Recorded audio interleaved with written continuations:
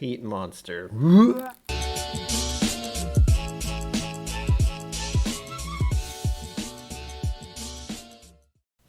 Welcome to KIllco.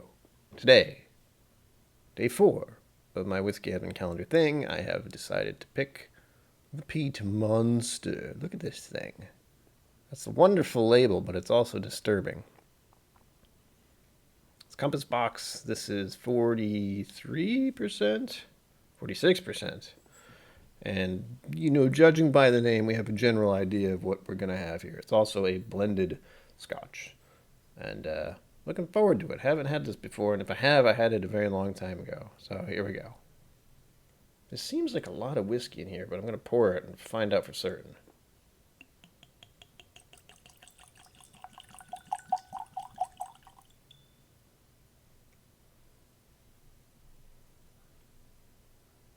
Save a little for my dad. The color. We're looking at white wine territory here, folks. This looks like nothing's happened to it. Like, it's almost slightly dirty water. I don't know. It's crazy. I can only wonder about the what kind of years have gone into this. But again, it's a blend, and also it was aged in Scotland, so that's kind of a thing there. They're a little lighter usually. A little more towards the yellow side, or the white wine side. All in all, it's fine by me. As long as it tastes good. On to the nose. Woo! Yeah. There's peat in here. And I also got fruit note. I get this weird fruit note from peated whiskeys, which is bizarre. You'd think the peat would be the only thing I smell, but it isn't. Granted, I'm trying very hard to get around the peat. And it's the kind of peat I like. It's definitely reminding me of Laphroaig instead of Ardbeg. It's got the general kind of mossy, damp, oceany kind of salty thing going on. But it's kind of nice, oddly enough. Day at the beach kind of thing. With this bizarre fruit note in the back. I don't know if I should make this spinning a thing, but we're trying it. Citrus notes, too.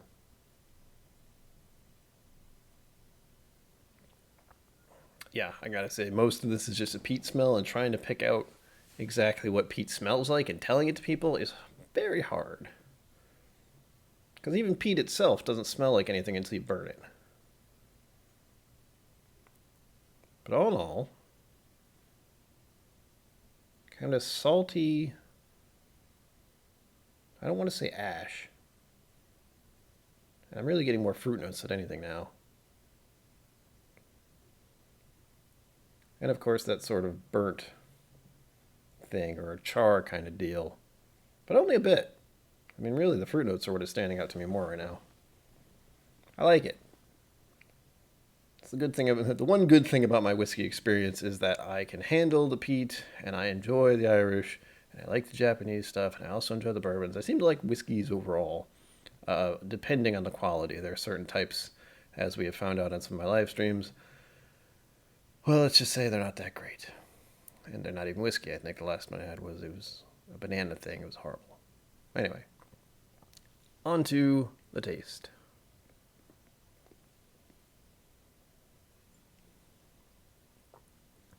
Ooh. Peat all the way. Immediately attacked my tongue. Very peppery. Here's the burning sensation. But kind of tame for a finish, at least. It's not dry or anything. Oh. But mostly I'm tasting peat.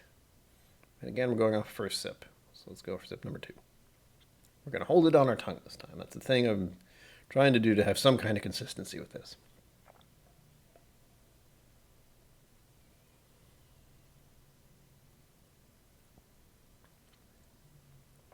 Oh yeah. Prickly spicy. A little bit of fruit. I thought of drying there that time. I thought of either a plum or a fig or something like that. Some kind of dried dark fruit. And now that I held it there, it's definitely attached to my tongue in a way that is not unpleasant, but it's got that ashy kind of thing going on, as peatids do.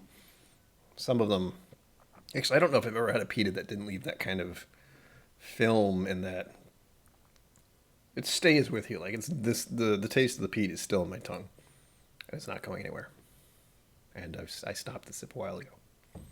So it is a peat monster, but it's not overpowering. If you don't like peat, you probably won't like this. But as far as my tastes go, it's not that bad. It's reminding me of Lefroy more than anything. I don't want to say like Lefroy lore. I don't know which Lefroy it would taste like, but I've had many. And all in all, I like it. It's not bad. I don't know if it's something I drink all the time, because I have a lot of peated stuff back there still. But it's fun. It's new. It's different. Changing it up a bit. I've been doing scotches a couple days to start with. Throw a bourbon in there. Figure I'd throw a peat in there next. I got the weird vanilla note when I tried to take a sip of that. And now I got a chocolate note. Something's happening in my brain. It's kind of funny, when you drink it, it changes. Even the smell changes. It doesn't smell half as peaty as it did before. And there's a citrusy note. This is a ever-changing beast, apparently. All right. So the most of it is, I like it. It's definitely peated whiskey. But as per usual, I'm just like, yes, it's nice, but it's also I do more sounds than words, I think. So let's go to Whizzky App, which is linked below, so I can get a few more ideas of what this stuff is doing to me. All right, it looks like we have both the community profile and the official overview, but it's pretty, bland for a community profile. Basically says smoky, bonfires, peaty. Yes, I would agree with the bonfire and the peaty. Smoke? Yeah, I guess so. Flavor for the peatids monster here. Smoky, peaty, bonfire, and salt. These aren't complicated notes, apparently. And it's a lot of what I just said already. So at least I'm on the right track. I like knowing that. Finish is usually where I have a problem.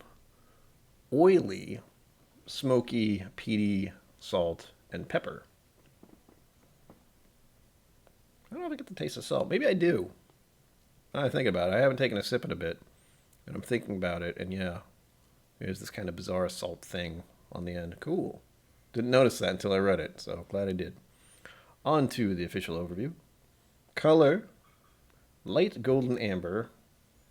No, I would disagree.